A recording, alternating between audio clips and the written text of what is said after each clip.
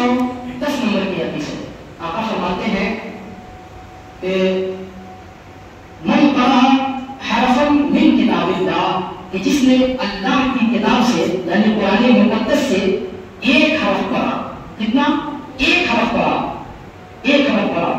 आका करीम का इरशाद है कि लहू हसनतुन, उसके लिए भलाई है, उसके लिए एक नेकी है, उसके लिए एक सवाब है।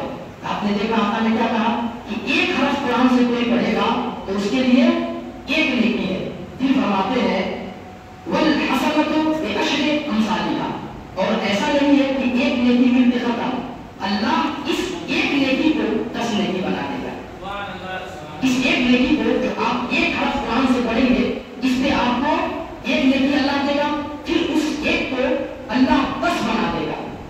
वल हसनतु बिअशरि अमसालिहा, 10 कर देगा।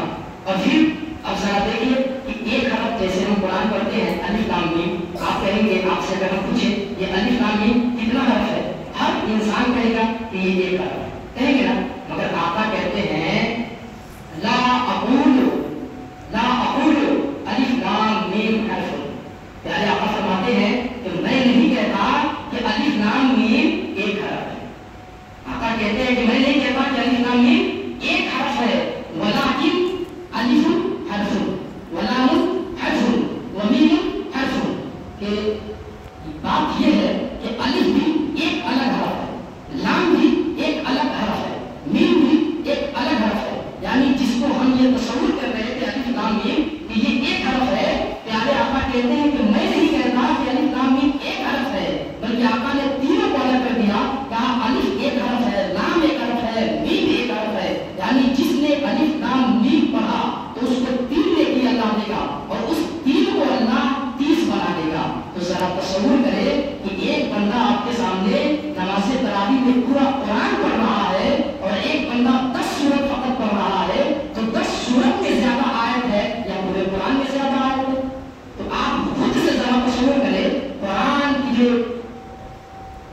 एक तहकीक आई है कि जिसमें 6666 आयत कुरान मुक़द्दस में है और 10 सूरत में आप दिन में कितनी आयत है, तो आप जरा खुद से तसव्वुर करें कि खत्म तरावी में हर हरफ के बदले कितना हरफ होगा और अल्लाह इसके बदले कितना नेकी देगा।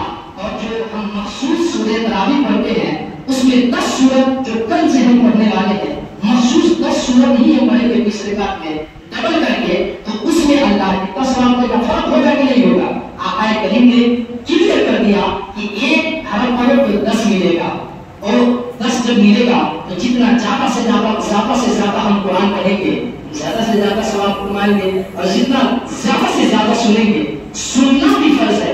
कुरान मुक़द्दस का इरशाद है वइज़ा कुरियल कुरान फस्तमिऊहु व अंसितू लअल्लकुम तुरहमून। अभी मैं कुरान पढ़ रहा हूँ, कुरान की बातें कर रहा हूँ, अगर आपने इस वक्त हल्ला किया, शोर गुल किया, मेरी बात नहीं सुनी तो आप मुझे ठहर जाएंगे, क्योंकि अरबी का कायदा है कि अल अम्र बिल वुजूब, कि जब अल्लाह अमर की बात करता है, हुक्म दिया जाता है कुरान में, तो वो वाजिब हो जाता है। और कुरान ने क्या कहा वइज़ा कुरियल कुरान, जब कुरान पढ़ा जाए फस्तमिऊ, अमर का सिरा लाया, सुनो व अंसितू, और खामोश हो जाओ, क्यों? लअल्लकुम तुरहमून, ताकि तुम पे रहम किया जाए। तो जो बंदा कुरान सुनकर खामोश नहीं रहेगा अल्लाह उस पर रहम नहीं करेगा। तो हर हाल में कभी भी कुरान की आवाज आपके कानों में जाए तो आपका तसव्वुर ज़हन में बनना चाहिए कि ज़बान खामोश हो जाए, उस पर ध्यान दें। ये काफिरों का मशगला था कि वो अपने बच्चों को बताते थे कुरान ऐसी किताब है कि जिसकी हिफाजत का जिम्मा अल्लाह ने दिया है और ये इतनी मौसम किताब है।